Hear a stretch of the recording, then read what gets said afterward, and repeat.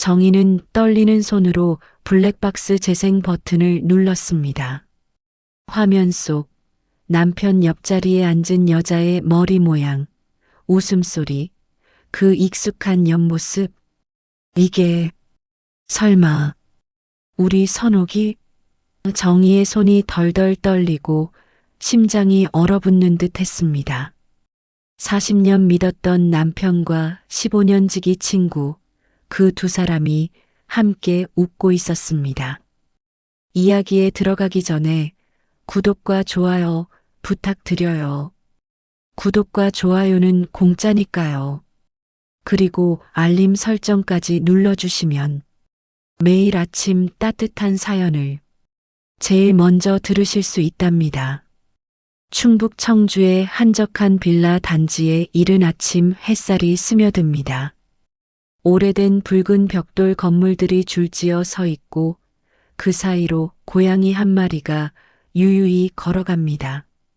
어디선가 트로트 가요가 흘러나오는 라디오 소리가 들리고 아침 운동을 나온 할아버지 한 분이 천천히 산책로를 걷고 있습니다.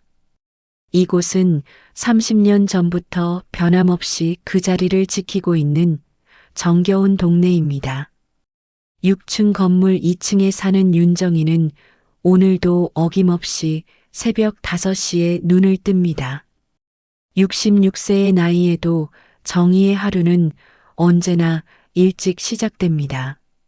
옆에서 잠든 남편 박도연의 고른 숨소리가 들립니다. 70살의 남편은 여전히 새벽같이 일어나 택시 운전을 나갑니다. 정희는 조심스럽게 이불을 걷어내고 일어섭니다. 발을 바닥에 디딜 때마다 무릎이 시큰거립니다. 나이가 들면서 관절이 약해진 탓이죠. 하지만 정희는 내색하지 않습니다.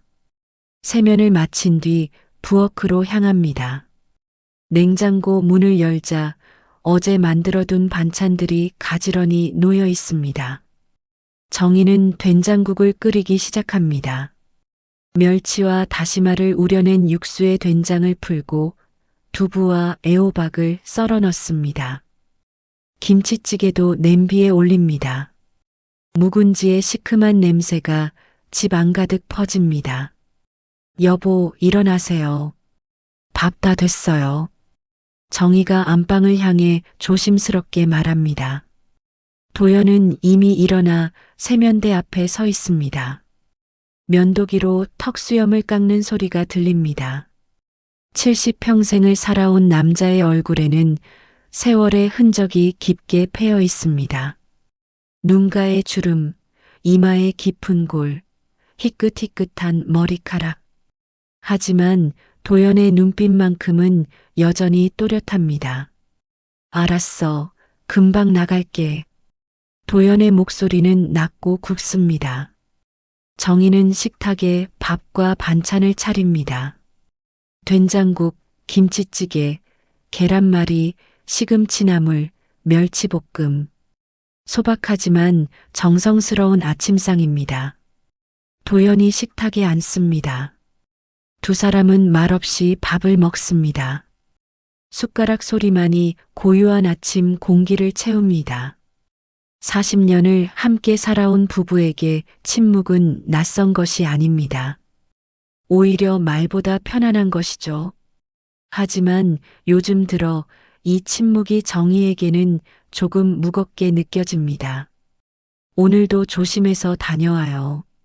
날씨가 쌀쌀하니까 옷 따뜻하게 입고요. 그래, 걱정 말고 있어. 저녁 때 들어올게. 도연은 밥을 빠르게 비우고 일어섭니다. 택시 키를 집어들고 낡은 점퍼를 걸칩니다. 정희는 현관까지 따라 나와 남편의 뒷모습을 바라봅니다.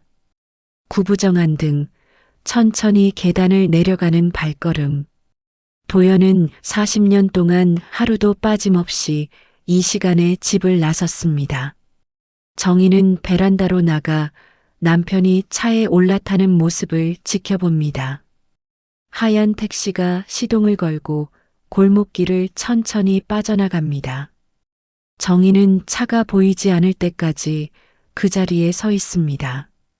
그리고 깊은 한숨을 내쉽니다. 박도연은 택시기사로 40년을 일했습니다. 29살에 핸들을 잡기 시작해서 이제 70이 되었습니다. 젊은 시절에는 밤낮 없이 달렸습니다.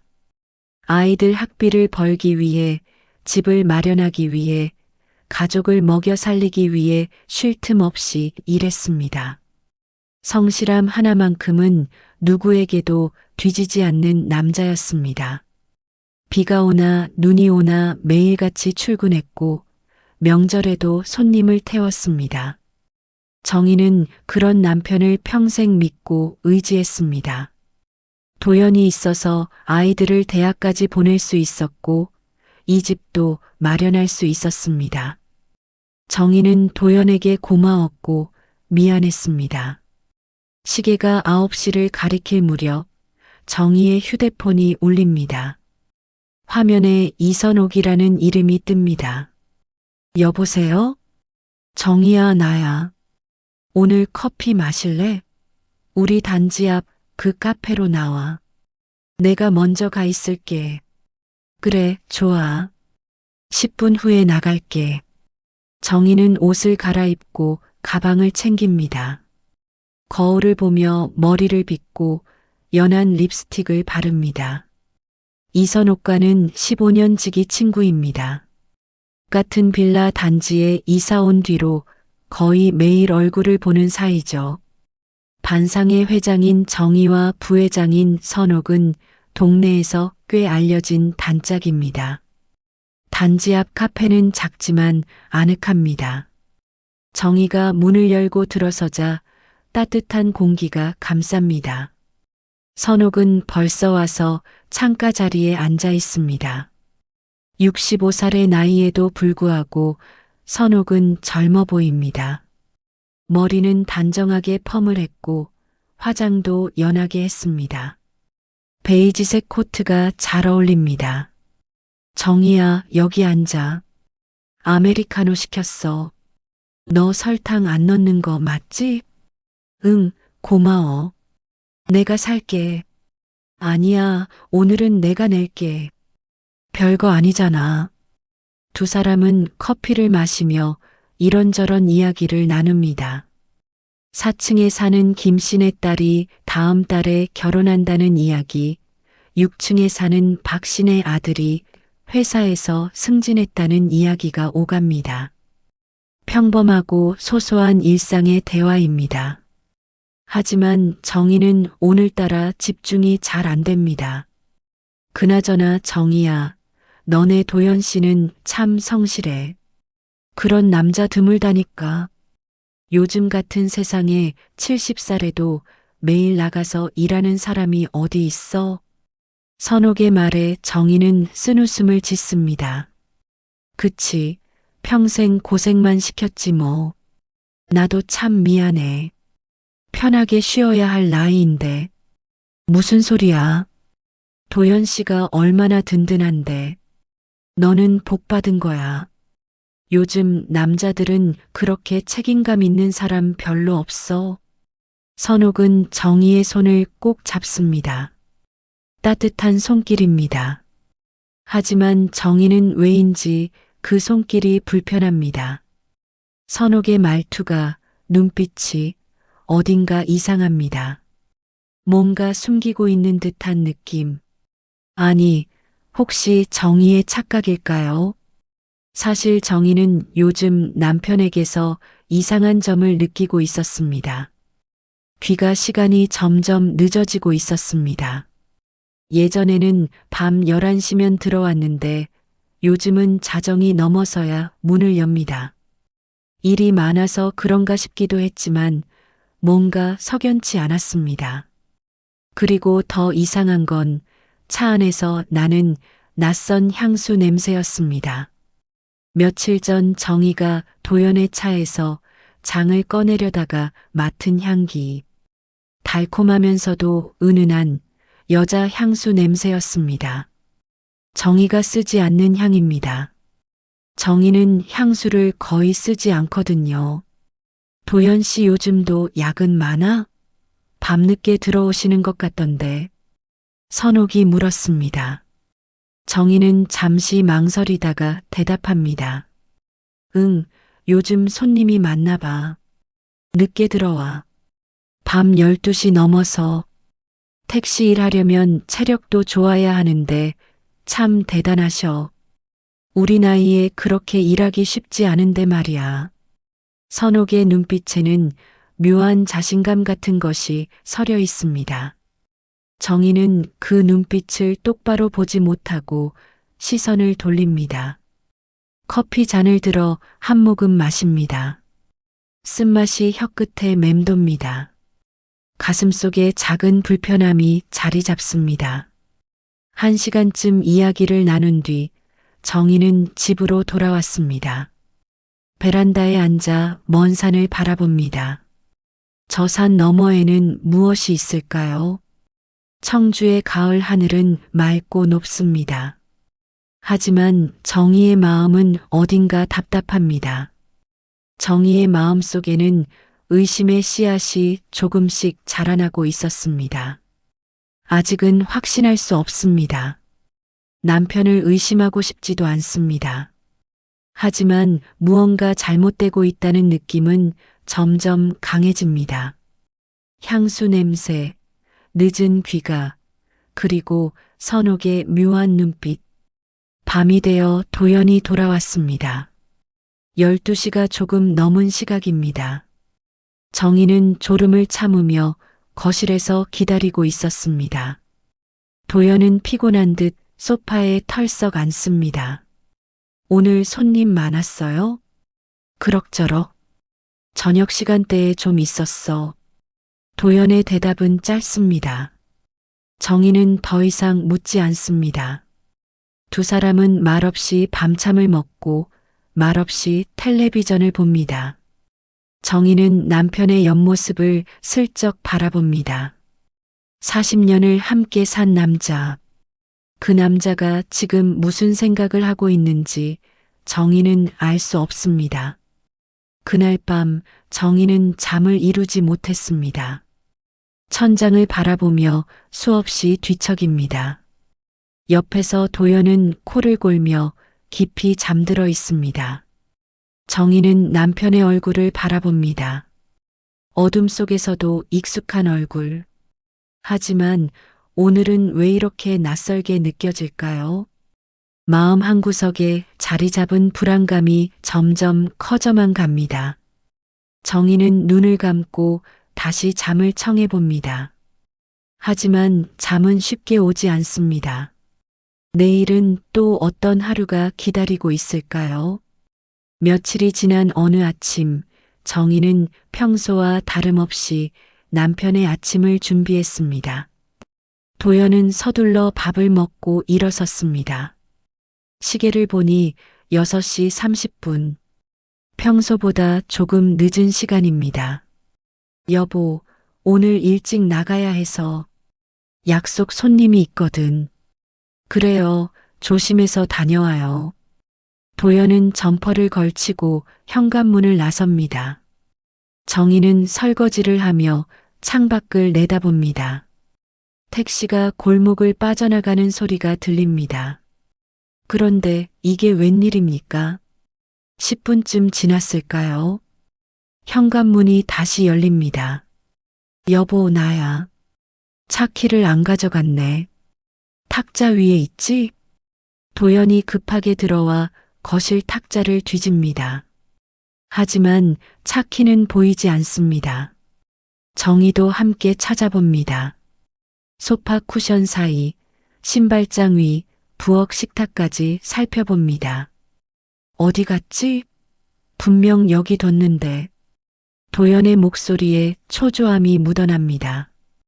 약속 시간에 늦을까봐 걱정되는 모양입니다.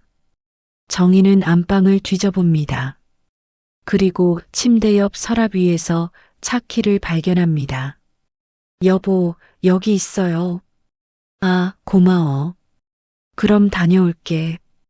도연은 차 키를 낚아채듯 들고 다시 현관문을 나섭니다. 이번엔 정말 급하게 계단을 내려갑니다. 정희는 베란다로 나가 남편이 차에 올라타는 모습을 지켜봅니다. 택시가 빠르게 골목을 빠져나갑니다. 정희는 설거지를 마저 하고 빨래를 합니다. 세탁기가 돌아가는 소리가 욕실에서 울려 퍼집니다. 1시간쯤 지나 빨래가 끝나자 정희는 빨래 바구니를 들고 베란다로 나갑니다. 하지만 오늘 날씨가 좋지 않습니다. 하늘이 잔뜩 흐리고 금방이라도 비가 올 것 같습니다.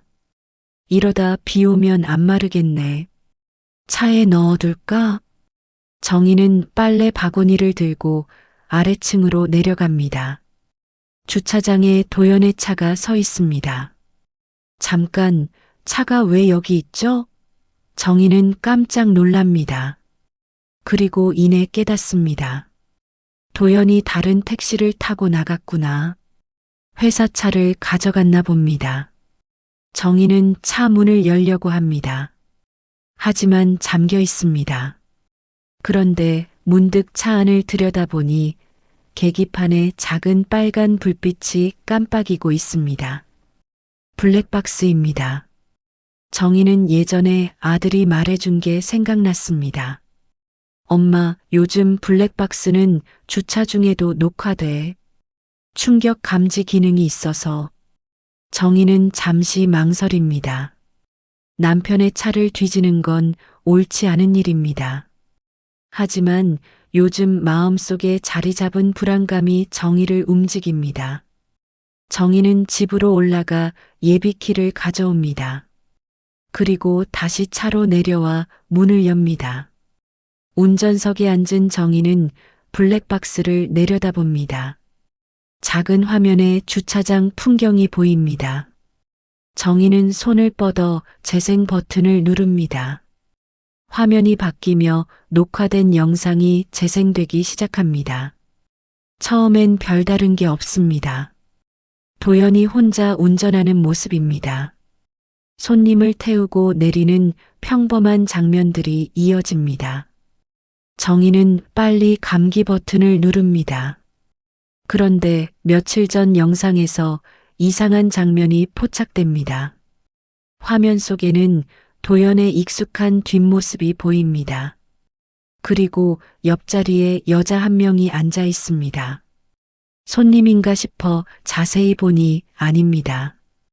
그 여자는 손님처럼 보이지 않습니다. 너무 편안한 자세로 앉아 있습니다. 정희는 화면을 일시정지시킵니다.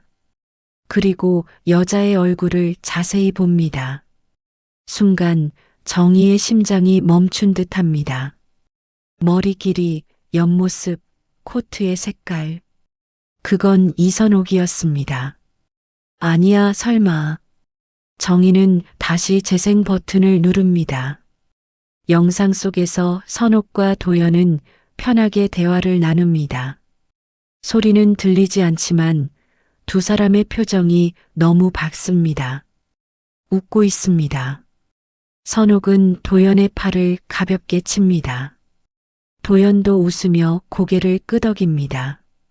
정희의 손이 덜덜 떨립니다. 심장이 빠르게 뜁니다. 숨이 막힐 것 같습니다. 정희는 영상을 멈추지 않고 계속 봅니다. 차는 어디론가 향하고 있습니다. 시내를 벗어나 외곽으로 나갑니다. 그리고 한적한 곳에 차가 멈춥니다. 화면 속에서 두 사람은 잠시 대화를 나눕니다. 그리고 선옥이 차에서 내립니다. 도연도 따라 내립니다. 블랙박스는 주차 모드로 전환되며 녹화를 멈춥니다. 정희는 멍하니 화면을 바라봅니다. 이게 무슨 일입니까? 정희가 가장 믿었던 두 사람. 40년을 함께 산 남편과 15년 지기 친구. 그 두 사람이 함께 있었습니다. 그것도 정희 몰래. 이게 설마 우리 선옥이? 정희의 입에서 떨리는 목소리가 새어나옵니다. 눈물이 주르륵 흘러내립니다. 정희는 고개를 떨구고 한참을 그 자리에 앉아 있습니다. 주차장은 고요합니다. 가끔 바람 소리만 들릴 뿐입니다. 정희는 휴대폰을 꺼냅니다. 손이 떨려 제대로 조작이 안 됩니다. 몇 번 시도 끝에 블랙박스 영상을 휴대폰으로 옮깁니다. 증거를 남겨야 합니다. 이건 정희의 착각이 아닙니다. 분명히 일어난 일입니다. 정희는 차에서 내려 비틀거리며 집으로 올라갑니다. 계단을 오르는데 다리에 힘이 없습니다. 현관문을 열고 들어가자마자 소파에 주저앉습니다. 정희는 두 손으로 얼굴을 감쌉니다. 눈물이 멈추지 않습니다. 어떻게 이럴 수가. 믿었던 사람들에게 배신당한 충격이 정희를 짓누릅니다. 가슴이 찢어지는 것 같습니다. 숨을 쉴 수가 없습니다. 정희는 소파에 누워 천장을 바라봅니다. 하얀 천장이 빙글빙글 돌아갑니다. 시간이 얼마나 지났을까요? 정희는 일어나 화장실로 갑니다. 거울 속 정희의 얼굴은 창백합니다. 눈은 퉁퉁 부어 있고 머리는 헝클어져 있습니다. 정희는 찬물로 얼굴을 씻습니다. 정신을 차려야 합니다. 정희는 거실로 돌아와 휴대폰을 듭니다. 영상을 다시 한번 봅니다. 역시 선옥입니다. 틀림없습니다. 그 코트, 그 머리 모양, 그 옆모습, 정희가 매일같이 보던 친구의 모습입니다. 왜 하필 선옥이? 정희의 가슴 속에 분노가 끓어오르기 시작합니다. 슬픔이 분노로 바뀝니다. 이제 정희는 울지 않습니다. 대신 이를 악물고 생각합니다. 어떻게 해야 할까요? 그냥 모른 척 할까요? 아니면 따져 물을까요? 하지만 정희는 섣불리 움직이지 않기로 합니다. 더 확실한 증거가 필요합니다. 그리고 완벽한 타이밍을 기다려야 합니다. 정희는 휴대폰을 서랍 깊숙이 넣습니다. 아무도 모르게, 아무 일도 없었던 것처럼. 오후가 되어 정희의 휴대폰이 울립니다. 선옥입니다. 정희는 잠시 망설이다가 전화를 받습니다. 여보세요? 정희야, 나야. 오늘 저녁에 우리 집에서 같이 밥 먹을래? 내가 된장찌개 끓였어. 선옥의 목소리는 여전히 밝고 친근합니다. 하지만 정희의 귀에는 그 목소리가 가짜처럼 들립니다. 정희는 최대한 평온한 목소리로 대답합니다. 미안해. 오늘은 좀 피곤해서. 다음에 가도 될까? 그래. 알았어. 푹 쉬어. 내일 보자. 전화가 끊어집니다. 정희는 휴대폰을 내려놓고 창밖을 바라봅니다. 하늘은 여전히 흐립니다. 정희의 마음도 먹구름이 가득합니다. 밤이 되어 도연이 돌아왔습니다. 정희는 평소처럼 저녁을 차려놓고 기다립니다. 도연은 피곤한 듯 소파에 앉습니다. 오늘 힘들었어요? 응, 좀. 손님들이 까다로워서. 도연은 아무렇지 않게 대답합니다. 정희는 도연의 얼굴을 바라봅니다. 40년을 함께 산 남자. 그 남자가 지금 거짓말을 하고 있습니다. 정희는 아무 말 없이 밥을 먹습니다. 목구멍으로 밥이 넘어가지 않지만 참고 삼킵니다. 그날 밤 정희는 또다시 잠을 이루지 못했습니다. 옆에서 도연은 코를 골며 자고 있습니다. 정희는 남편의 얼굴을 바라봅니다. 어둠 속에서도 익숙한 얼굴. 하지만 이제는 더 이상 믿을 수 없는 얼굴입니다. 정희의 가슴 속에는 복수의 불씨가 타오르기 시작했습니다. 며칠이 지났습니다. 정희는 아무 일도 없었던 것처럼 일상을 이어갔습니다. 아침이면 남편의 밥상을 차리고, 낮에는 집안일을 하고, 저녁이면 남편을 맞이했습니다. 하지만 정희의 마음속은 폭풍우가 몰아치고 있었습니다. 블랙박스 영상을 본 뒤로 정희의 눈에는 모든 것이 다르게 보였습니다. 도연의 말 한마디, 선옥의 작은 행동 하나하나가 의심스럽게 느껴졌습니다. 하지만 정희는 내색하지 않았습니다. 아무도 모르게 조용히 증거를 모으기로 했습니다. 며칠 후 아침 선옥에게서 전화가 왔습니다. 정희야, 오늘 카페 갈래? 새로 생긴 빵집 빵이 맛있다던데. 그래, 좋아. 10시쯤 나갈게. 정희는 평소처럼 대답했습니다. 옷을 갈아입고 가방을 챙깁니다.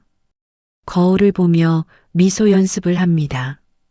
자연스럽게 아무 일도 없는 것처럼. 카페에서 선옥은 벌써 자리를 잡고 앉아 있었습니다. 오늘은 검은색 니트에 청바지를 입었습니다. 화장도 평소보다 진하게 한 것 같습니다.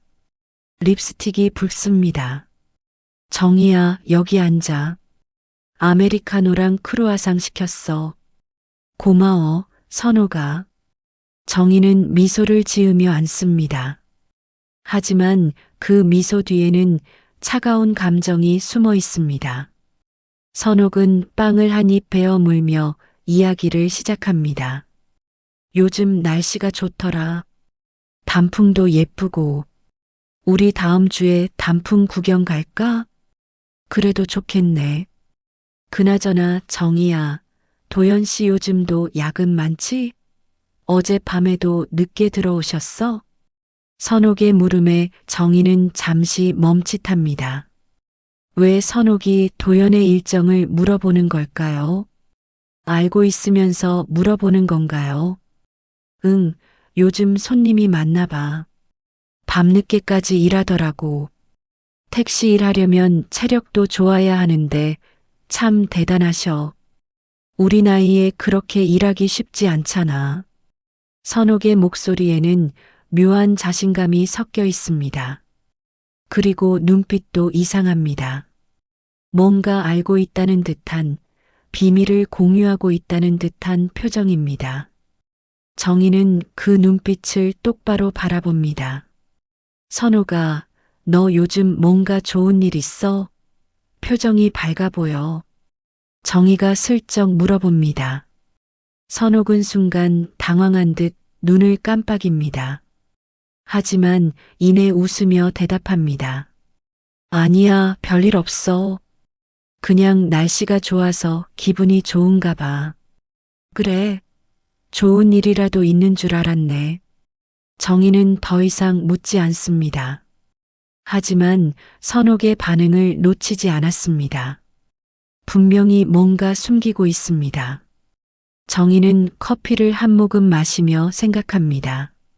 저 여자가, 내가 그렇게 믿었던 친구가 지금 나를 속이고 있습니다. 정희야, 너네 도연 씨 건강은 괜찮으시지? 요즘 혈압이나 그런 거 체크는 하시고? 선옥이 다시 도연 이야기를 꺼냅니다. 정희는 속으로 비웃습니다. 건강을 걱정하는 척하면서 사실은 다른 마음을 품고 있는 거겠죠. 괜찮아. 건강검진도 받았는데 별 이상 없대. 다행이다. 나이 들면 건강이 제일 중요하잖아. 도연 씨 잘 챙겨줘야 해. 선옥은 정희의 손을 꼭 잡습니다. 따뜻한 손길입니다. 하지만 정희에게는 그 손길이 독사의 혀처럼 느껴집니다. 정희는 손을 가만히 빼냅니다. 너도 건강 챙겨. 요즘 안색이 좋아 보이긴 하는데. 그래, 고마워. 선옥은 환하게 웃습니다. 그 웃음이 정희의 가슴을 후벼 팝니다. 어떻게 저렇게 태어날 수 있을까요? 친구의 남편과 그런 관계를 맺으면서 어떻게 저렇게 웃을 수 있을까요? 1시간쯤 대화를 나눈 뒤 정희는 먼저 자리에서 일어났습니다. 선호가 나 먼저 갈게. 집에 할 일이 좀 있어서. 그래, 알았어. 조심해서 가. 정희는 카페를 나와 집으로 향했습니다. 걸으면서 계속 생각합니다. 어떻게 해야 할까요? 그냥 모른 척하고 살까요? 아니면 다 폭로해버릴까요? 집에 도착한 정희는 서랍을 열어 휴대폰을 꺼냅니다. 블랙박스 영상을 다시 봅니다. 선옥과 도연의 모습이 화면에 선명하게 담겨 있습니다. 정희는 영상을 USB에 복사하기로 합니다. 여러 곳에 증거를 남겨두어야 합니다. 정희는 컴퓨터를 켜고 영상 파일을 USB에 옮깁니다. 파일이 복사되는 동안 정희의 손끝은 차갑게 떨립니다. 분노와 슬픔, 배신감이 뒤섞여 가슴을 짓누릅니다. 하지만 동시에 마음속에는 복수의 불씨가 활활 타오르기 시작합니다. 좋아, 증거는 확보했어. 이제 천천히 계획을 세워야지. 정희는 USB를 안전한 곳에 숨깁니다. 그리고 블랙박스 영상을 이메일로도 자신에게 보냅니다. 만약을 대비해서입니다. 며칠 후 정희는 또다시 선옥을 만났습니다. 이번에는 정희가 먼저 연락했습니다. 선옥아, 오늘 시간 있어? 너한테 부탁할 게 있어서. 그래, 무슨 일인데? 요즘 내가 허리도 아프고 집안일도 힘들어서 우리 도연 씨 좀 챙겨줘. 내가 음식 좀 만들어주면 안 될까? 정희의 말에 선옥은 잠시 침묵합니다. 그리고 이내 대답합니다. 그럼 당연하지. 걱정 마. 내가 잘 챙겨줄게. 고마워, 선옥아. 내가 있어서 든든해. 정희는 미소를 지으며 말합니다. 하지만 그 미소 뒤에는 칼날 같은 냉정함이 숨어 있습니다. 정희는 이제 게임을 시작하기로 했습니다. 선옥과 도연이 얼마나 뻔뻔하게 행동하는지 두고 보겠습니다. 그날 저녁 정희는 일부러 도연에게 말했습니다. 여보, 내가 요즘 몸이 안 좋아서 밥 차리기가 힘들어. 선옥이가 반찬 좀 만들어준다는데 괜찮지? 그래, 고맙네. 선옥 씨한테 고맙다고 전해줘. 도연은 아무렇지 않게 대답합니다. 정희는 도연의 표정을 유심히 관찰합니다. 죄책감이라도 있는지, 당황하는 기색이라도 있는지. 하지만 도연은 태연합니다. 며칠 후 선옥이 반찬을 들고 찾아왔습니다. 김치찌개, 불고기, 나물 무침까지 정성스럽게 만들어 왔습니다. 정희야, 이거 도연 씨들이라고 했어. 맛있게 드세요. 고마워, 선옥아. 내 덕분에 살겠다. 선옥은 환하게 웃으며 돌아갔습니다. 정희는 그 뒷모습을 바라보며 쓴웃음을 짓습니다. 친구의 남편을 빼앗으면서 어떻게 저렇게 친절할 수 있을까요? 그날 밤 도연은 평소보다 일찍 들어왔습니다. 그리고 휴대폰을 보며 미소를 짓습니다. 정희는 일부러 물었습니다. 여보, 누구한테 문자 왔어요? 표정이 좋네. 도연은 순간 당황한 듯 휴대폰을 감춥니다. 아, 아니야. 친구한테 온 거야. 그래요? 무슨 좋은 소식이라도? 별거 아니야. 도연은 더 이상 말하지 않고 방으로 들어갑니다. 정희는 거실에 혼자 남아 생각합니다. 분명히 선옥에게서 온 문자일 겁니다. 정희의 추측은 틀리지 않았습니다. 한밤중 도연이 깊이 잠든 사이 정희는 도연의 휴대폰을 조심스럽게 집어듭니다. 화면을 켜보려 했지만 비밀번호가 걸려 있습니다. 예전에는 비밀번호가 없었는데 언제부터 걸어놓은 걸까요? 정희는 휴대폰을 다시 내려놓습니다. 괜찮습니다. 이미 충분한 증거가 있으니까요. 정희는 침대에 누워 천장을 바라봅니다. 이제 곧 모든 게 끝날 것입니다. 정희의 가슴 속에서 복수의 불씨는 점점 더 크게 타오르고 있었습니다. 조용하게 하지만 강렬하게. 정희는 완벽한 순간을 기다리고 있었습니다. 며칠이 또 지났습니다. 정희는 계속해서 아무 일도 없는 척 일상을 이어갔습니다. 하지만 마음속으로는 계획을 세우고 있었습니다. 결정적인 증거를 잡을 때까지 기다리기로 한 것입니다. 어느 날 저녁 정희는 선옥에게 다시 전화를 걸었습니다.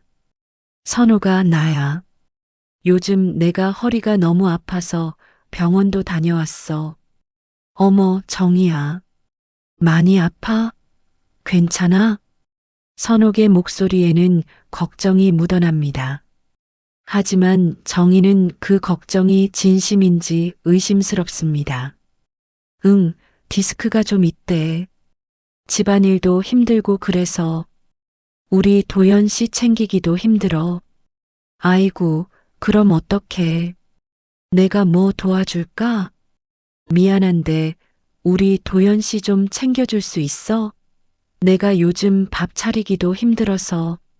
정희의 부탁에 선옥은 잠시 침묵합니다. 정희는 그 침묵의 의미를 압니다. 선옥은 지금 기뻐하고 있을 겁니다. 도연과 더 가까워질 기회니까요. 그럼 당연하지. 걱정 마, 정희야. 내가 잘 챙겨줄게. 반찬도 만들어주고 도연 씨 건강도 살펴볼게. 고마워, 선옥아. 내가 아니면 누구한테 부탁하겠어. 전화를 끄는 정희는 쓴웃음을 짓습니다. 선옥의 목소리에서 숨길 수 없는 기쁨이 느껴졌습니다. 정희는 이제 선옥과 도연이 얼마나 대담하게 행동하는지 지켜보기로 했습니다. 그날 밤 정희는 도연에게 말했습니다. 여보, 내가 요즘 허리가 안 좋아서 병원 치료를 받아야 할 것 같아요. 선옥이가 반찬도 만들어주고 챙겨준대요. 그래, 허리가 많이 아파? 도연이 물었습니다. 하지만 정희는 도연의 눈빛에서 진심 어린 걱정을 찾을 수 없었습니다. 오히려 어딘가 안도하는 기색이 보였습니다. 네, 좀 쉬어야 할 것 같아요. 당신도 피곤할 텐데 미안해요. 괜찮아. 푹 쉬어. 선옥 씨한테 고맙다고 전해야겠네. 도연은 그렇게 말하고는 방으로 들어갔습니다. 정희는 거실에 홀로 남아 텔레비전을 봅니다. 화면에서는 드라마가 흘러나오지만 정희의 머릿속에는 다른 생각들이 가득합니다. 며칠 후 도연의 행동이 변하기 시작했습니다. 귀가 시간이 더욱 늦어졌습니다. 예전에는 자정 전에 들어왔는데 이제는 새벽 1시, 2시가 되어서야 문을 엽니다. 그리고 집에 들어와서도 휴대폰만 들여다봅니다. 어느 날 밤 도연은 평소보다 훨씬 늦게 들어왔습니다. 새벽 2시가 넘은 시각입니다. 정희는 침대에 누워 눈을 감은 척하고 있었습니다. 도연은 조심스럽게 방으로 들어와 옷을 갈아입습니다. 정희는 숨을 고르며 잠든 척합니다. 도연이 침대에 눕는 소리가 들립니다. 잠시 후 휴대폰 진동 소리가 들립니다. 도연은 재빨리 휴대폰을 집어듭니다. 화면의 불빛이 어둠 속에서 희미하게 빛납니다. 정희는 눈을 살짝 뜹니다. 도연의 얼굴에는 미소가 번져 있습니다. 정희는 화면을 흘깃 봅니다. 문자 내용이 보입니다. 선옥 하트, 오늘 행복했어요. 정희의 가슴이 철렁 내려앉습니다. 심장이 빠르게 뜁니다. 숨이 막힐 것 같습니다. 하지만 정희는 꾹 참고 계속 잠든 척합니다. 도연은 문자에 답장을 보냅니다. 손가락이 빠르게 움직입니다. 잠시 후 도연의 휴대폰에서 또 진동이 울립니다. 도연은 문자를 확인하고 조용히 웃습니다. 그리고 휴대폰을 베개 밑에 넣고 눕습니다. 곧 규칙적인 숨소리가 들립니다. 정희는 눈을 뜹니다. 어둠 속에서 천장을 바라봅니다. 눈물이 볼을 타고 흘러내립니다. 소리 없이 울면서 정희는 생각합니다. 그래, 이제 끝이야. 더 이상 참을 수 없어. 정희의 가슴 속에 무언가가 무너져 내렸습니다. 마지막 희망의 끈이 끊어진 것입니다. 이제는 확실합니다. 남편과 친구가 불륜 관계라는 것을, 그것도 아주 뻔뻔하게 말입니다. 다음 날 새벽 정희는 일찍 일어났습니다. 도연은 여전히 깊은 잠에 빠져 있습니다. 정희는 조심스럽게 이불을 걷고 일어납니다. 세면을 마친 뒤 옷을 갈아입습니다. 정희는 컴퓨터 앞에 앉아 인터넷을 검색하기 시작합니다. GPS 추적기, 차량용 추적 장치라는 검색어를 입력합니다. 여러 사이트를 둘러보며 제품을 살펴봅니다. 작고 숨기기 쉬운 제품이 필요합니다. 정희는 한 제품을 선택해 주문합니다. 다음 날 배송으로 선택합니다. 결제를 마치고 컴퓨터를 끕니다. 이제 도연이 어디로 가는지 정확히 알 수 있을 것입니다. 아침이 되어 도연이 일어났습니다. 정희는 평소처럼 아침을 차려놓습니다. 도연은 식탁에 앉아 밥을 먹습니다. 두 사람은 말없이 식사를 합니다. 정희는 도연의 얼굴을 바라봅니다. 40년을 함께 산 남자. 하지만 이제는 완전히 낯선 사람처럼 느껴집니다. 여보, 오늘 저녁 늦어요? 정희가 물었습니다. 도연은 고개를 끄덕입니다. 응, 좀 늦을 것 같아. 손님 약속이 있어서.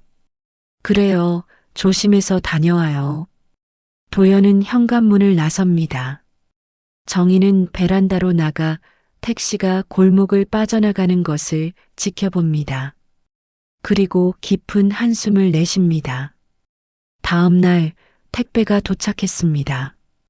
정희는 상자를 열어 GPS 추적기를 꺼냅니다. 작은 검은색 기계입니다. 손바닥에 쏙 들어오는 크기입니다. 정희는 설명서를 읽으며 사용법을 익힙니다. 새벽 도연이 출근하기 전에 정희는 조심스럽게 아래층으로 내려갑니다. 주차장에 도연의 택시가 서 있습니다. 정희는 주위를 둘러보며 차 밑으로 손을 뻗습니다. GPS 추적기를 차체 아래쪽에 부착합니다. 자석으로 붙는 제품이라 쉽게 고정됩니다. 이제 어디로 가는지 다 알 수 있어. 정희는 손을 털고 집으로 올라갑니다. 휴대폰에 추적 앱을 설치하고 기기를 연결합니다. 화면에 지도가 뜨고 차량의 위치가 표시됩니다. 완벽합니다. 그날 저녁 정희는 휴대폰을 들고 도연의 동선을 확인했습니다.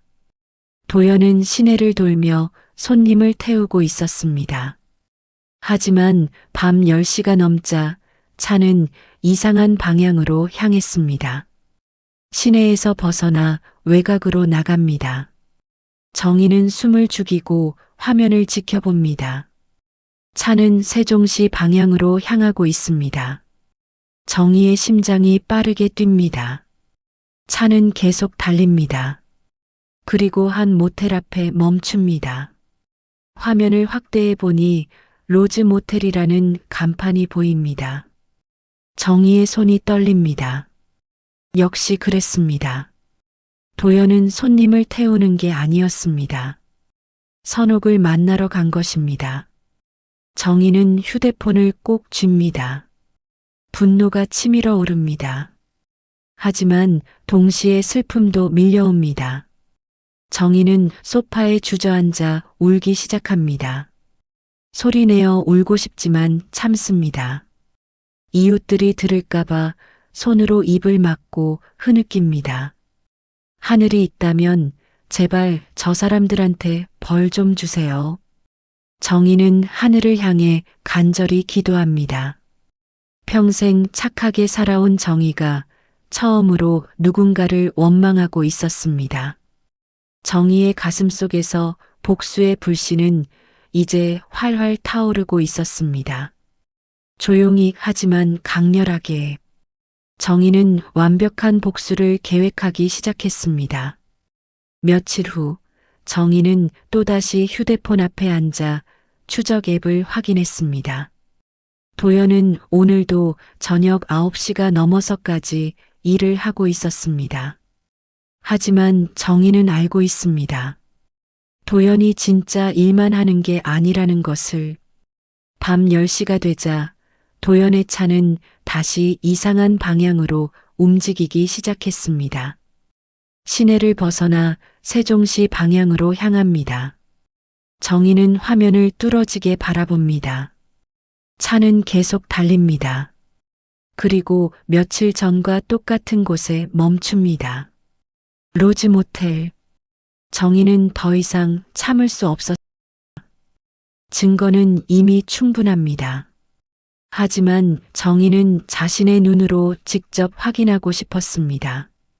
두 사람이 정말 그런 관계인지, 얼마나 뻔뻔한지 똑똑히 보고 싶었습니다. 정희는 재빨리 옷을 갈아입고 가방을 챙깁니다. 휴대폰과 충전기, 그리고 작은 카메라를 넣습니다. 정희는 현관문을 나서며 한 번 더 화면을 확인합니다. 차는 여전히 모텔 주차장에 멈춰 있습니다. 정희는 택시를 잡아탔습니다. 운전사에게 세종시 방향이라고 말합니다. 택시는 밤길을 달립니다. 창밖으로 비가 내리기 시작합니다. 가랑비가 점점 굵어집니다. 하늘도 정희의 마음을 아는 걸까요? 손님, 어디 정확히 가시는 거예요? 운전사가 물었습니다. 정희는 휴대폰을 보며 주소를 알려줍니다. 모텔 근처까지만 가겠다고 말합니다. 운전사는 고개를 끄덕이고 계속 운전합니다. 30분쯤 지났을까요? 택시는 한적한 도로에 접어듭니다. 주변에는 가로등 불빛이 드문드문 보입니다. 비는 더욱 거세게 내립니다. 와이퍼가 빠르게 움직이며 빗물을 닦아냅니다. 손님 다 왔어요. 저기 모텔 보이시죠? 운전사가 말했습니다. 정희는 고개를 들어 앞을 바라봅니다. 붉은 네온 사인이 빗속에서 번쩍입니다. 로즈 모텔. 정희의 심장이 쿵쾅거립니다. 여기서 내려주세요. 정희는 요금을 지불하고 택시에서 내립니다. 우산을 펴고 모텔 쪽으로 천천히 걸어갑니다. 빗물이 우산을 두드립니다. 정희의 발걸음은 무겁습니다. 하지만 멈출 수 없습니다. 모텔 주차장에 도착한 정희는 주위를 둘러봅니다. 여러 대의 차가 주차되어 있습니다. 그리고 저기 도연의 하얀 택시가 보입니다. 정희는 숨을 죽입니다. 차는 비어 있습니다. 도연과 선옥은 이미 방으로 들어간 것입니다. 정희는 주차장 구석으로 걸어갑니다. 비를 맞으며 서 있기가 힘들어 근처에 세워진 검은색 승용차 뒤에 몸을 숨깁니다. 여기서 도연의 택시가 잘 보입니다. 정희는 우산을 접고 차 뒤에 쪼그리고 앉습니다. 빗물이 옷을 적십니다. 하지만 정희는 신경 쓰지 않습니다. 시간이 얼마나 지났을까요? 정희는 추위에 떨며 계속 기다립니다. 휴대폰 시계를 보니 밤 11시가 넘었습니다. 비는 여전히 내립니다. 정희의 무릎이 시립니다. 하지만 일어설 수 없습니다. 두 사람이 나올 때까지 기다려야 합니다. 자정이 가까워질 무렵 모텔 입구에서 인기척이 들립니다. 정희는 재빨리 고개를 들어봅니다. 두 사람이 나오고 있습니다. 도연과 선옥입니다. 정희는 숨을 멈춥니다. 가슴이 터질 것 같습니다. 두 사람은 우산 하나를 함께 쓰고 있습니다. 도연이 우산을 들고 선옥의 어깨를 감싸 안고 있습니다. 두 사람은 웃으며 이야기를 나눕니다. 빗소리 때문에 무슨 말을 하는지는 들리지 않지만 표정만으로도 알 수 있습니다. 행복해 보입니다. 정희의 눈에서 눈물이 흘러내립니다. 빗물과 눈물이 뒤섞입니다. 정희는 손으로 입을 막습니다. 울음소리가 새어나올까봐 필사적으로 참습니다. 가슴이 찢어지는 것 같습니다. 숨을 쉴 수가 없습니다. 도연과 선옥은 천천히 택시 쪽으로 걸어옵니다. 선옥이 도연의 팔을 잡으며 뭐라고 말합니다. 도연은 웃으며 고개를 끄덕입니다. 두 사람은 택시 앞에 섭니다. 그리고 잠시 서로를 바라봅니다. 정희는 숨을 죽이고 지켜봅니다. 차 뒤에 숨어서 고통스럽게 바라봅니다. 그리고 그 순간이 왔습니다. 도연이 선옥의 얼굴을 감싸 안습니다. 선옥도 도연의 목에 팔을 두릅니다. 두 사람은 빗속에서 입을 맞춥니다. 정희는 그 장면을 똑똑히 봤습니다. 40년을 함께 산 남편이 15년 지기 친구와 비 오는 밤 모텔 앞에서 키스하는 모습을. 정희의 세상이 무너져 내립니다. 하늘이 있다면 제발 저 사람들한테 벌 좀 주세요. 정희는 하늘을 향해 간절히 기도합니다. 비는 더욱 거세게 내립니다. 하늘도 우는 걸까요? 잠시 후 선옥이 택시에 올라탑니다. 도연은 운전석으로 돌아갑니다. 차가 시동을 걸고 주차장을 빠져나갑니다. 정희는 그 자리에 쪼그리고 앉은 채 한참을 움직이지 못합니다. 얼마나 시간이 지났을까요? 정희는 비틀거리며 일어섭니다. 온몸이 젖어 있습니다. 추위에 몸이 떨립니다. 하지만 정희의 마음은 추위보다 더 차갑습니다. 정희는 휴대폰을 꺼내 택시를 부릅니다. 한참 뒤에야 택시가 도착했습니다. 정희는 택시에 올라타 집으로 향합니다. 운전사는 정희의 모습을 보고 걱정스럽게 물었습니다. 손님 괜찮으세요? 많이 젖으셨네요. 괜찮아요. 그냥 집에 가주세요. 정희는 힘없이 대답합니다. 창밖을 바라보며 눈물을 흘립니다. 운전사는 더 이상 묻지 않고 조용히 운전합니다. 집에 도착한 정희는 비틀거리며 계단을 올라갑니다. 현관문을 열고 들어가자마자 바닥에 주저앉습니다. 젖은 옷에서 물이 뚝뚝 떨어집니다. 정희는 그 자리에서 소리내어 웁니다. 어떻게 이럴 수가.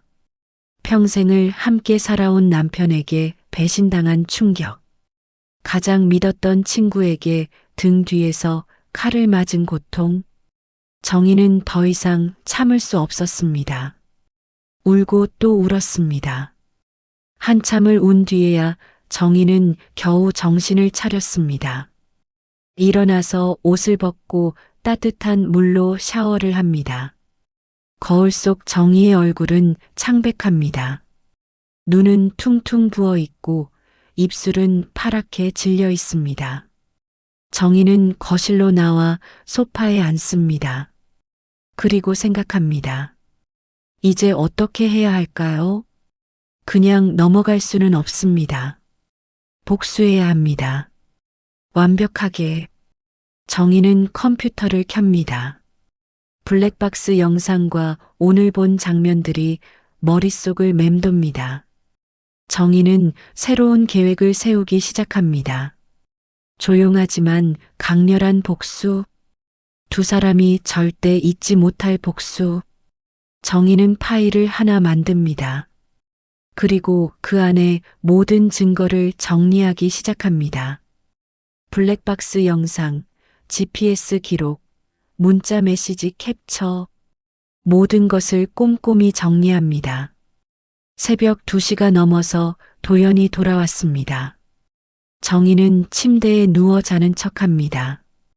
도연은 조심스럽게 방으로 들어옵니다. 샤워를 하는 소리가 들립니다. 아마 선옥의 향기를 지우려는 것이겠죠. 정희는 이를 악물고 참습니다. 지금 당장 따져 물고 싶지만 참아야 합니다. 완벽한 복수를 위해서는 냉정함을 유지해야 합니다. 도연이 침대에 눕습니다. 곧 코 고는 소리가 들립니다. 정희는 눈을 뜹니다. 어둠 속에서 천장을 바라봅니다. 정희의 가슴 속에서는 복수의 불씨가 활활 타오르고 있었습니다. 기다려, 곧 너희들 차례야. 정희는 속으로 다짐합니다. 조용히 하지만 강렬하게. 정희의 복수가 시작될 것입니다. 며칠이 지났습니다. 정희는 증거를 완벽하게 정리했습니다. 블랙박스 영상, GPS 기록, 모든 것이 준비되었습니다. 이제 도연에게 보여줄 시간입니다. 토요일 오후였습니다. 도연은 오늘 휴무를 냈습니다. 오랜만에 집에서 쉬는 날입니다. 도연은 거실 소파에 앉아 텔레비전을 보고 있었습니다. 정희는 부엌에서 과일을 깎으며 도연을 관찰합니다. 아무것도 모르는 얼굴입니다. 정희는 과일을 접시에 담아 거실로 가져갑니다. 도연 옆에 놓고 미소를 지으며 말합니다. 여보, 과일 드세요. 사과가 달아요. 고마워. 도연은 사과를 집어먹습니다. 정희는 그 옆에 앉습니다. 텔레비전에서는 주말 드라마가 흘러나옵니다. 정희는 잠시 화면을 보다가 입을 엽니다. 여보, 이번 달 기사 모임 사진 좀 보여줘요. 친구들 얼굴 궁금해서. 도연은 잠시 멈칫합니다. 그리고 대답합니다. 응? 아직 안 받았어. 나중에 받으면 보여줄게. 그래요? 언제 모임했는데 아직도 사진을 안 보냈어요? 정희의 목소리는 평온합니다. 하지만 도연은 어딘가 불편한 듯 몸을 움직입니다. 그게 회장님이 바빠서 아직 못 올린 것 같아. 그럼 블랙박스라도 좀 봐야겠다. 요즘 블랙박스 화질이 좋다던데. 재미있잖아. 순간 도연의 얼굴이 굳어집니다. 손에 들고 있던 사과가 멈춥니다. 정희는 그 표정을 놓치지 않습니다. 정희는 미소를 지으며 일어섭니다. 잠깐만 기다려요. 내가 뭐 좀 가져올게. 정희는 안방으로 들어갑니다. 서랍을 열어 숨겨두었던 USB를 꺼냅니다. 그리고 노트북도 함께 가지고 거실로 돌아옵니다. 거실 탁자에 노트북을 올려놓습니다. 이거 말이야. 며칠 전에 당신 차에서 블랙박스 영상 좀 봤거든요. 같이 봐요. 도연의 얼굴이 창백해집니다. 입술이 바짝 마릅니다. 정희는 노트북을 켜고 USB를 꽂습니다. 파일을 엽니다. 화면에 블랙박스 영상이 뜹니다. 자, 여기 재생해 볼게요. 정희는 재생 버튼을 누릅니다. 화면 속에는 도연의 익숙한 뒷모습이 보입니다. 그리고 옆자리에 앉은 여자, 선옥입니다. 두 사람은 편안하게 대화를 나누고 있습니다. 웃음소리는 들리지 않지만 표정만으로도 알 수 있습니다. 얼마나 즐거운지. 도연은 화면을 바라보며 굳어 있습니다. 손이 미세하게 떨립니다. 입을 열려고 하지만 말이 나오지 않습니다. 정희는 조용히 영상을 계속 재생합니다. 차는 시내를 빠져나가 외곽으로 향합니다. 한적한 곳에 도착합니다. 그리고 차가 멈춥니다. 영상이 끝납니다. 정희는 다른 파일을 엽니다. 이건 며칠 뒤 영상이에요. 같은 날 같은 시간대죠. 화면에는 또다시 도연과 선옥이 보입니다. 이번에는 더 가깝게 앉아 있습니다. 선옥이 도연의 팔을 만지고 도연은 웃으며 고개를 끄덕입니다. 영상 속 두 사람은 너무나도 자연스럽습니다. 도연은 소파에서 일어나려 합니다. 하지만 정희가 조용히 말합니다. 앉아 계세요. 아직 더 있어요. 정희의 목소리는 차갑습니다. 도연은 다시 앉습니다. 온몸이 굳어 있습니다. 정희는 세 번째 파일을 엽니다. 이건 제가 직접 찍은 거예요. 며칠 전 밤이었죠. 화면에는 비 오는 밤 모텔 앞 풍경이 보입니다. 흔들리는 화면이지만 두 사람의 모습은 선명합니다. 우산 하나를 함께 쓰고 있는 도연과 선옥. 택시 앞에서 포옹하는 두 사람. 그리고 키스하는 장면까지. 도연의 얼굴이 하얗게 질립니다. 손으로 얼굴을 감쌉니다. 정희는 영상을 멈추고 조용히 말합니다. 재미있죠? 블랙박스 화질이 정말 좋네요. 거실에는 침묵이 흐릅니다. 도연은 아무 말도 하지 못합니다. 정희는 노트북을 닫고 USB를 빼냅니다. 그리고 가방에 넣습니다. 당신 생각엔 제가 이걸 어떻게 할 것 같아요?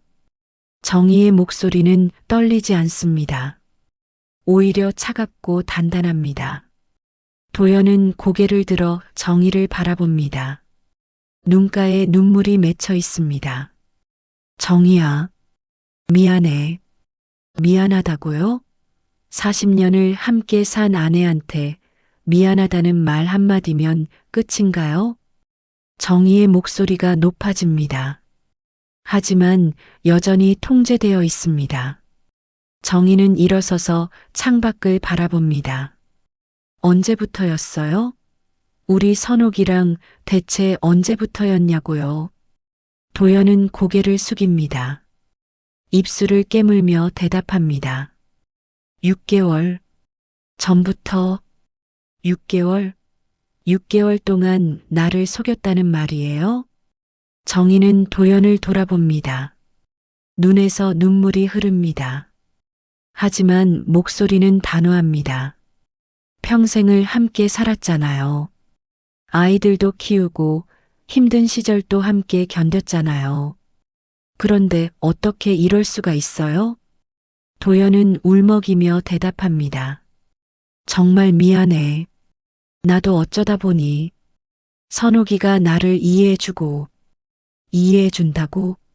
그게 변명이 돼요? 그럼 나는 당신을 이해 안 해줬나요? 정희의 목소리가 떨립니다. 분노와 슬픔이 뒤섞입니다.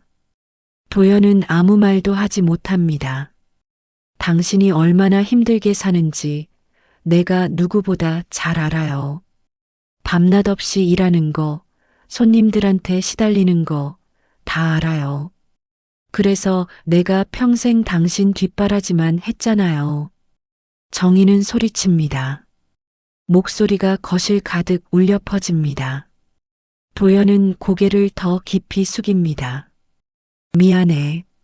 정말 미안해. 미안하다고 다 해결되는 줄 알아요? 내 마음이 어떤지 알아요?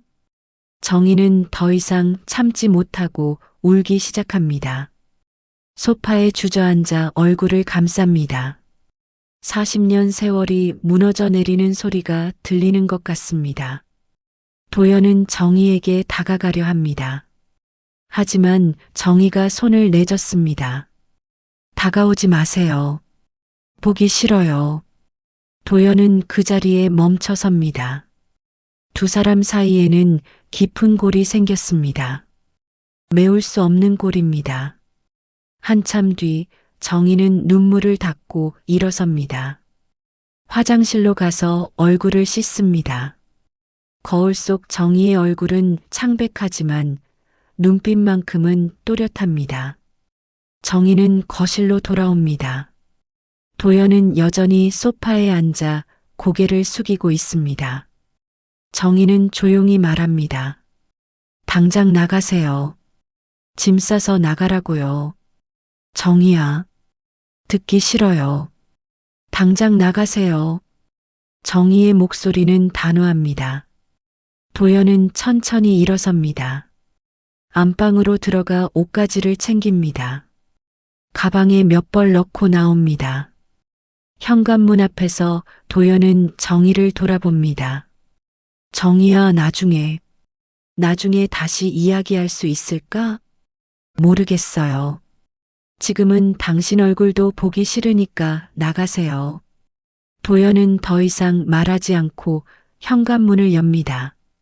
문이 열리는 소리, 그리고 닫히는 소리. 쾅! 도연이 나갔습니다. 정희는 그 자리에 서서 한참을 움직이지 못합니다. 텅 빈 거실이 너무나도 넓게 느껴집니다. 정희는 소파에 주저앉아 또다시 울기 시작합니다. 왜 이렇게 된 거야? 정희는 자신에게 묻습니다. 하지만 대답은 돌아오지 않습니다. 거실에는 정희의 흐느끼는 소리만이 메아리칩니다. 해가 지고 밤이 왔습니다. 정희는 거실 불을 끄지 않고 소파에 앉아 있습니다. 텅 빈 집이 너무나도 조용합니다. 정희는 휴대폰을 꺼냅니다. 그리고 생각합니다. 이제 선옥이 차례야. 정희의 눈빛에는 차가운 결의가 서려 있었습니다. 복수는 이제 시작일 뿐입니다. 며칠이 지났습니다. 도연이 집을 나간 뒤 정희는 홀로 지냅니다. 텅 빈 집은 너무나도 조용합니다. 하지만 정희의 마음속에서는 폭풍이 몰아치고 있습니다. 아직 끝나지 않았습니다. 선옥이 남아 있습니다. 정희는 휴대폰을 듭니다. 선옥에게 전화를 겁니다. 몇 번 신호음이 울린 뒤 선옥이 받습니다. 여보세요, 정희야? 선옥의 목소리는 평소와 다름없이 밝습니다. 정희는 차분하게 말합니다. 선옥아, 나야. 오늘 시간 있어? 응, 있어. 왜? 무슨 일 있어? 반상의 날짜 좀 잡으려고. 이번 달 회의 안 했잖아. 이번 주 토요일 어때? 좋지. 토요일 오후 3시로 할까? 그래, 그렇게 하자. 다른 사람들한테도 연락할게. 알았어. 그럼 토요일에 봐. 전화가 끊어집니다. 정희는 휴대폰을 내려놓고 깊은 숨을 내쉽니다. 이제 며칠만 기다리면 됩니다. 모든 것을 끝낼 날이 다가오고 있습니다. 정희는 다른 주민들에게도 연락합니다. 반상의 공지를 돌립니다. 토요일 오후 3시 빌라 1층 공동회의실에서 모임을 갖는다고 말합니다. 주민들은 하나둘씩 참석하겠다고 답합니다. 토요일이 밝았습니다. 정희는 아침 일찍 일어나 준비를 시작합니다. 옷을 깔끔하게 갈아입고 머리를 단정하게 빗습니다. 화장도 합니다. 오늘은 무너져 보이면 안 됩니다. 당당해야 합니다. 정희는 노트북을 챙깁니다. USB도 가방에 넣습니다. 모든 준비가 끝났습니다. 시계를 보니 오후 2시입니다. 1시간 뒤면 반상회가 시작됩니다. 정희는 1층 회의실로 내려갑니다. 회의실은 넓습니다. 긴 테이블과 의자들이 놓여 있습니다. 정희는 테이블 앞쪽에 노트북을 설치합니다. 프로젝터도 연결합니다. 테스트를 해봅니다. 화면이 벽에 잘 비칩니다. 오후 3시가 가까워지자 주민들이 하나둘씩 들어옵니다. 3층에 사는 김 씨 부부, 4층에 사는 박 씨 할머니, 6층에 사는 이 씨 내외. 모두 15명 정도가 모입니다. 선옥도 들어옵니다. 정희야, 안녕. 오늘 안건이 뭐야?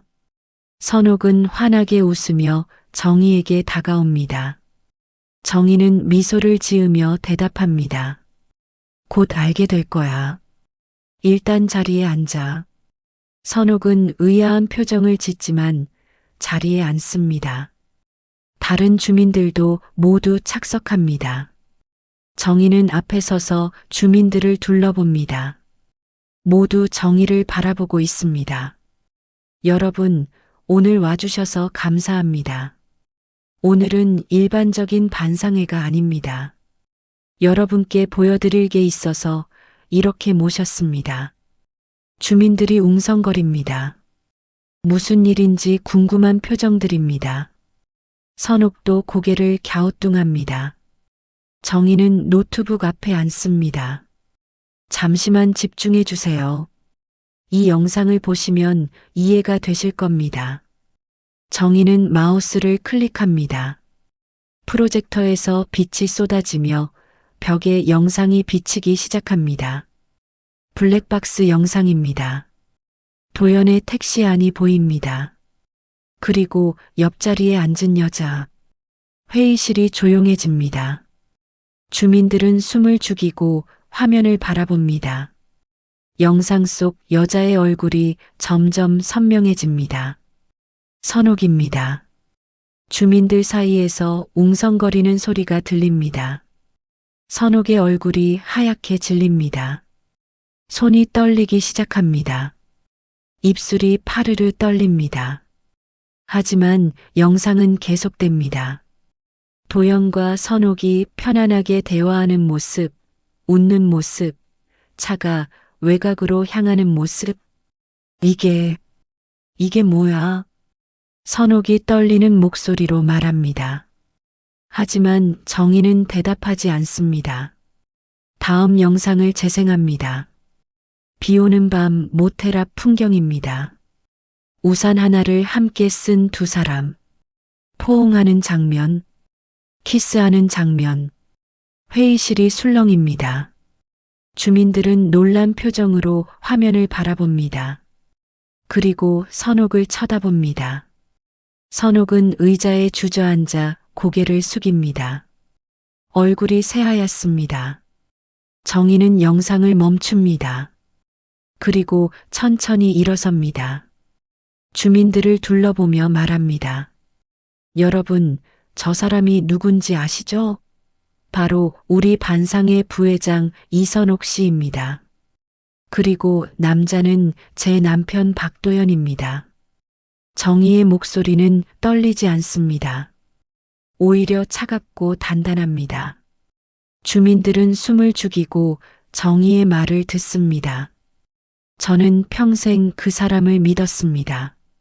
40년을 함께 살았습니다. 아이들도 함께 키우고 힘든 시절도 함께 견뎠습니다. 그런데 제 남편은 제 친구와 바람을 피웠습니다. 정희는 선옥을 바라봅니다. 선옥은 고개를 들지 못합니다. 눈물이 바닥에 뚝뚝 떨어집니다. 하지만 정희는 멈추지 않습니다. 이선옥 씨, 당신은 제 친구였습니다. 15년 동안 매일 얼굴을 보던 친구였습니다. 저는 당신을 믿었습니다.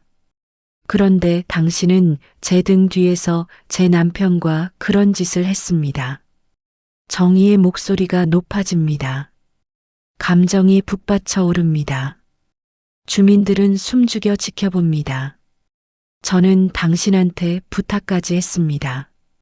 제가 아파서 남편 좀 챙겨달라고 했습니다. 그런데 당신은 뭐라고 했죠? 고맙다고, 잘 챙겨주겠다고 했죠. 정희는 선옥에게 다가갑니다. 선옥은 의자에서 일어나려 합니다. 하지만 다리에 힘이 풀려 일어서지 못합니다. 내가 평생 믿은 사람은 바로 내 옆 사람들과 내 친구였어요. 그런데 그 사람들이 나를 배신했습니다. 정희의 목소리가 회의실 가득 울려 퍼집니다. 눈물이 볼을 타고 흘러내립니다. 하지만 정희는 눈물을 닦지 않습니다. 당당하게 서 있습니다. 주민들 사이에서 수군거리는 소리가 들립니다.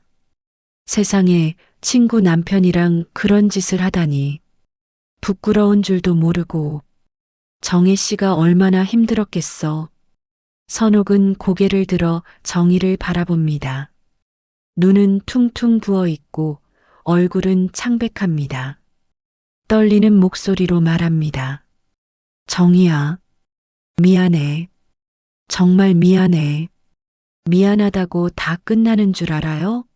내 인생을, 내 가정을 망쳐놓고 미안하다는 말 한마디면 끝이에요? 정희는 선옥을 내려다봅니다. 선옥은 아무 말도 하지 못합니다. 그저 고개를 숙이고 울 뿐입니다. 정희는 돌아서서 주민들을 바라봅니다. 여러분, 오늘 이렇게 모인 이유는 여러분께 진실을 알리기 위해서였습니다. 더 이상 이 사람과 함께 반상의 활동을 할 수 없습니다. 저도 회장직을 내려놓겠습니다. 정희는 가방을 챙깁니다. 노트북도 가지고 회의실을 나가려 합니다. 주민들이 정희를 붙잡습니다. 정희 씨, 괜찮으세요? 정말 힘드셨겠어요. 저희가 뭐라도 도와드릴게요. 주민들의 위로에 정희는 고개를 끄덕입니다. 하지만 더 이상 그 자리에 있을 수 없습니다. 정희는 회의실을 나와 계단을 올라갑니다. 집에 도착한 정희는 소파에 주저앉습니다. 모든 것이 끝났습니다. 이제 다 끝났습니다. 정희는 얼굴을 감싸고 울기 시작합니다. 긴장의 끈이 풀어지며 눈물이 쏟아집니다. 한참을 울고 나서야 정희는 눈물을 닦습니다. 창밖을 바라봅니다. 해가 지고 있습니다. 노을이 아름답습니다. 정희는 깊은 숨을 내쉽니다. 이제 다 끝났어. 그날 밤 선옥은 짐을 쌌습니다. 주민들의 차가운 시선을 견딜 수 없었던 것입니다. 며칠 뒤 선옥은 이사를 갔습니다. 어디로 갔는지 아무도 모릅니다. 도연도 집으로 돌아오지 않았습니다. 정희는 이혼 서류를 준비하기 시작했습니다. 40년의 결혼 생활이 이렇게 끝나는 것입니다. 정희는 텅 빈 집에 홀로 앉아 있습니다. 모든 것이 무너져 내렸습니다. 하지만 동시에 무언가 새로운 것이 시작되는 느낌도 듭니다. 정희는 창밖을 바라보며 생각합니다. 이제 어떻게 살아야 할까요? 앞으로 무엇을 해야 할까요? 정희의 마음속에는 새로운 희망의 씨앗이 조금씩 싹트기 시작했습니다. 석 달이 지났습니다. 정희는 이혼 절차를 마쳤습니다. 40년의 결혼 생활이 서류 한 장으로 끝났습니다. 복잡한 감정이 밀려왔지만 정희는 견뎌냈습니다. 이제 더 이상 과거에 얽매이지 않기로 했습니다. 어느 날 아침 정희는 집을 정리하기 시작했습니다. 도연의 물건들을 상자에 담았습니다. 낡은 옷, 책, 사진들. 추억이 담긴 물건들이지만 이제는 보내야 할 때입니다. 정희는 상자들을 창고에 넣었습니다. 집을 정리하며 정희는 생각했습니다. 이제 무엇을 할까요? 66세의 나이에 새로운 인생을 시작하기란 쉽지 않습니다. 하지만 정희는 포기하지 않았습니다. 남은 인생을 의미 있게 살고 싶었습니다. 며칠 후 정희는 아들에게 전화를 걸었습니다. 서울에 사는 아들은 이혼 소식을 듣고 걱정하며 내려오겠다고 했지만 정희가 말렸습니다. 혼자서도 잘 지낼 수 있다고 했습니다. 엄마, 정말 괜찮으세요? 제가 내려갈까요? 아니야, 괜찮아. 너 일 바쁘잖니. 엄마는 이제 혼자 힘으로 살아보려고. 엄마, 힘내세요. 필요한 거 있으면 언제든 말씀하세요. 고마워, 아들아. 걱정 마. 전화를 끊고 정희는 창밖을 바라봅니다. 가을 하늘이 높고 맑습니다. 정희는 문득 바다가 보고 싶어졌습니다. 넓고 푸른 바다, 끝없이 펼쳐진 수평선. 그곳에 가면 마음이 좀 나아질 것 같았습니다. 정희는 가방을 챙겨 버스를 탔습니다. 서해 바다로 향했습니다. 2시간을 달려 도착한 바닷가는 한적했습니다. 사람들이 많지 않았습니다. 정희는 방파제에 앉아 바다를 바라봅니다. 파도가 철썩거리며 밀려옵니다. 바람이 머리카락을 흩날립니다. 짠 내음이 코끝을 스칩니다. 정희는 깊은 숨을 들이마십니다. 가슴속 깊은 곳에서 무언가가 풀어지는 느낌입니다. 이제는 나를 위해 살자. 정희는 스스로에게 다짐합니다. 더 이상 누군가를 위해 희생하지 않겠다고. 남은 인생은 온전히 정희 자신을 위해 쓰겠다고. 바람이 정희의 눈물을 말려줍니다. 그날 이후로 정희는 매주 바다를 찾았습니다. 버스를 타고 2시간을 달려 바닷가에 앉아 있었습니다. 파도 소리를 듣고 바람을 맞으며 천천히 마음을 치유했습니다. 바닷가를 오가며 정희는 한 가지 사실을 깨달았습니다. 이곳 사람들은 모두 여유로워 보였습니다. 느리게 걷고 천천히 말하고 조급하지 않았습니다. 정희도 그렇게 살고 싶었습니다. 어느 날 정희는 바닷가 근처를 산책하다가 작은 건물 하나를 발견했습니다. 임대라는 팻말이 붙어 있었습니다. 10평 남짓한 작은 공간이었지만 바다가 보이는 위치였습니다. 정희는 그 자리에 멈춰 섰습니다. 여기서 뭔가 해볼까? 정희는 중개인에게 전화를 걸었습니다. 건물을 보러 갔습니다. 내부는 비어 있었지만 깨끗했습니다. 창문으로 바다가 보였습니다. 정희는 이곳에서 작은 가게를 열기로 결심했습니다. 정희는 아들에게 조금 도움을 받아 보증금을 마련했습니다. 그리고 가게를 꾸미기 시작했습니다. 작은 테이블 4개, 의자 12개, 커피 머신 1대. 소박하지만 따뜻한 공간을 만들었습니다. 벽에는 액자를 걸었습니다. 바다 풍경 사진과 따뜻한 문구들. 오늘도 수고했어요. 천천히 쉬어가세요. 당신은 소중합니다. 정희가 직접 쓴 글귀들입니다. 2달 뒤 정희의 찻집이 문을 열었습니다. 간판에는 이렇게 적혀 있었습니다. 커피 한 잔, 인생 한 모금. 정희가 직접 지은 이름입니다. 작지만 의미 있는 공간이었습니다. 처음에는 손님이 많지 않았습니다. 하루에 서너 명 정도 들렀습니다. 하지만 정희는 괜찮았습니다. 바다를 보며 조용히 시간을 보내는 것만으로도 행복했습니다. 시간이 지나며 단골 손님들이 생겼습니다. 혼자 산책 나온 할머니, 책을 읽으러 오는 청년, 생각을 정리하러 오는 중년 여성. 모두 저마다의 이유로 정의의 찻집을 찾았습니다. 어느 날 오후 혼자 온 손님이 정의에게 물었습니다. 사장님, 혼자 가게 하시는데 외롭지 않으세요? 중년 여성의 물음에 정의는 잠시 생각합니다. 그리고 잔잔히 웃으며 대답합니다. 이젠 외로움이 아니라 자유예요. 그 말에 여성도 미소를 짓습니다. 정의는 커피를 내리며 계속 말합니다. 예전에는 누군가를 위해 사느라 정신없었어요. 남편 뒷바라지하고 아이들 키우고 그게 당연한 줄 알았죠. 하지만 이제는 달라요. 제가 하고 싶은 일을 하면서 살아요. 멋지세요, 사장님. 고맙습니다. 손님도 힘내세요.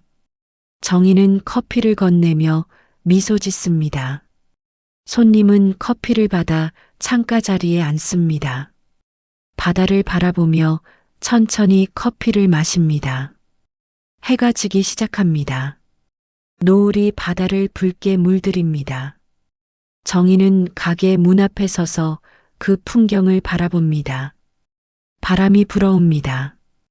따뜻하고 부드러운 바람입니다. 정의는 깊은 숨을 들이마십니다. 가슴이 편안합니다. 마음이 평화롭습니다. 더 이상 과거에 얽매이지 않습니다. 배신의 아픔도 상처도 이제는 조금씩 아물어가고 있습니다. 잘 견뎠어, 정의야. 정의는 스스로를 토닥입니다.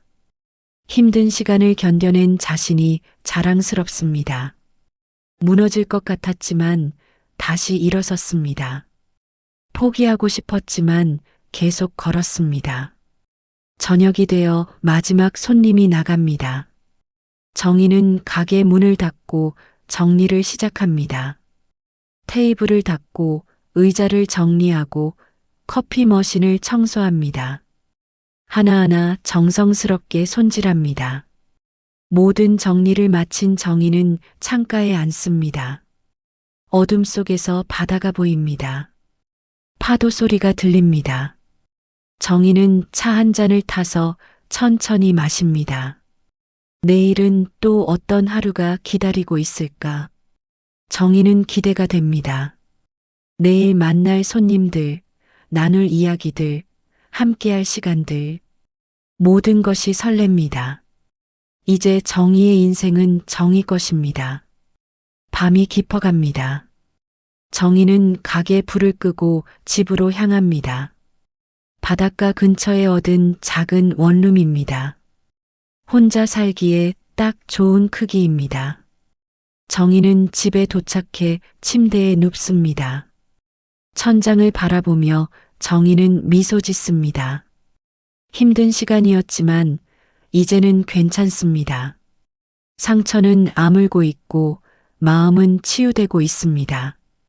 그리고 무엇보다 정의는 다시 웃을 수 있게 되었습니다. 고마워요, 나 자신. 정의는 스스로에게 감사합니다. 포기하지 않은 것에, 다시 일어선 것에, 새로운 시작을 한 것에, 정의는 눈을 감습니다. 편안한 잠이 찾아옵니다. 다음 날 아침 정의는 일찍 일어나 바다를 봅니다. 해가 떠오릅니다. 새로운 하루가 시작됩니다. 정의는 가게로 향합니다. 문을 열고 준비를 시작합니다. 오늘도 누군가 정의의 찻집을 찾아올 것입니다. 커피 한 잔과 함께 위로를 나누고 이야기를 나누고 시간을 나눌 것입니다. 정의는 그들을 따뜻하게 맞이할 준비가 되어 있습니다. 바람이 불어옵니다. 정의의 머리카락을 흩날립니다. 정의는 미소 지으며 생각합니다. 이제 시작이야. 나만의 인생이. 바다는 오늘도 넓고 푸릅니다. 파도는 끊임없이 밀려왔다 밀려갑니다. 정의의 새로운 인생도 그렇게 흘러갈 것입니다. 천천히 하지만 꾸준히. 정희만의 속도로. 정희는 가게 문 앞에 서서 바다를 바라봅니다. 가슴이 벅차오릅니다. 행복합니다. 진정으로 행복합니다. 이것이 바로 정희가 찾던 자유였습니다. 커피 한 잔, 인생 한 모금. 간판이 바람에 살랑거립니다. 정희의 새로운 인생이 오늘도 계속됩니다. 오늘도 끝까지 함께 해주셔서 고맙습니다. 구독과 좋아요, 그리고 알림 설정까지 눌러주시면 내일도 마음을 데워줄 이야기가 제일 먼저 당신께 찾아갑니다.